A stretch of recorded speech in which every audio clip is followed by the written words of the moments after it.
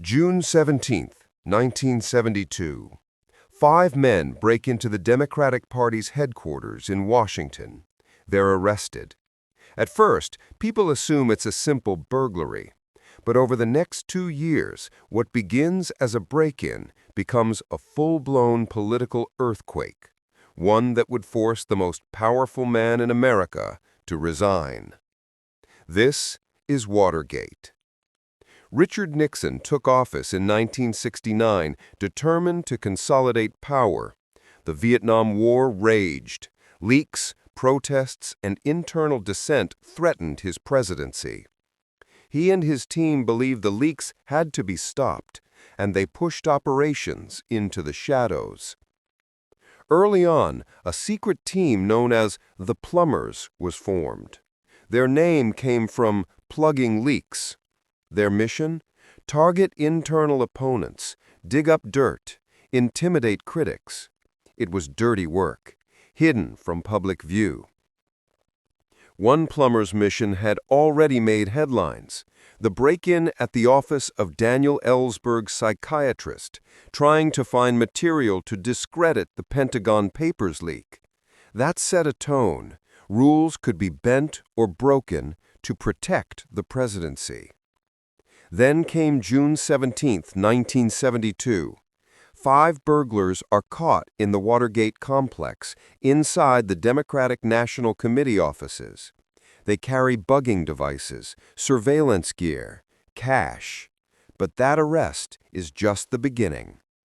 On the surface, the White House acts surprised and outraged. Nixon declares, "I know nothing of this." But behind closed doors, panic begins. His aides scramble to design a cover-up. Meanwhile in Washington, journalists Bob Woodward and Bernstein at the Washington Post smell something bigger. Woodward tracks down one burglar's name, linked to a former CIA operative. Bernstein traces money in a banker's ledger. They start seeing a trail that snakes back to the White House. They keep finding links, calls to White House consultants, checks from campaign funds, staffers connected to Nixon's inner circles. At first, they publish small stories, ambiguities, questions. The White House fights back with denials. But the reporting grows deeper, and the pressure starts to build. Bob Woodward came to the Post from naval background, disciplined, cautious. Bernstein, younger and bold, chased leads day and night. Their styles were different, but together they pushed forward. Then there was a figure known only as Deep Throat. This anonymous informant whispered tips, confirmed leads, warned of danger. For years, no one knew who he was.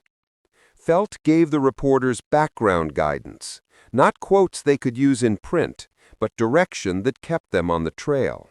Follow the money. That became a mantra. Their editors backed them despite pressure. They pooled source material, checked leads, interviewed hundreds of people behind the scenes. Woodward later reflected, "When you hear in the tape recordings Nixon's own voice saying, 'We have to stonewall, we have to lie to the grand jury, we have to pay burglars $1 million,' it's all too clear the horror of what went on." Bernstein, too, described the process, following small clues, trusting instincts, sometimes dead ends. They risked legal exposure, political attacks, danger. But the truth was their guide. As more reporting came out, the White House shifted tactics: denials, misdirection, burying documents, paying hush money. But with each lie, the pressure mounted. In April 1973, key figures began resigning under suspicion. H.R. Haldeman, John Ehrlichman, Attorney General Kleindienst. The man responsible for much of the internal control, John Dean, was fired and later became a key witness. A turning point arrived when a Senate committee began public hearings. The country watched live. It was raw, dramatic, unfiltered. The White House was on the defensive. Then came disclosure of a secret recording system in the White House. Nixon had tape recorders installed in the Oval Office, the Cabinet Room, and other locations. All conversations recorded. Thousands of hours of audio, direct evidence. But Nixon refused to hand them over. He claimed executive privilege. He stalled. He fought. This legal battle stretched on. In October 1973, tensions exploded. Special Prosecutor Archibald Cox demanded the tapes. Nixon ordered the Attorney General to fire Cox. He refused and resigned. The Deputy AG also refused. Finally, Solicitor General Bork carried out the firing. That night is known as the Saturday Night Massacre. It stunned the nation. That act made many see that Nixon was overplaying his power.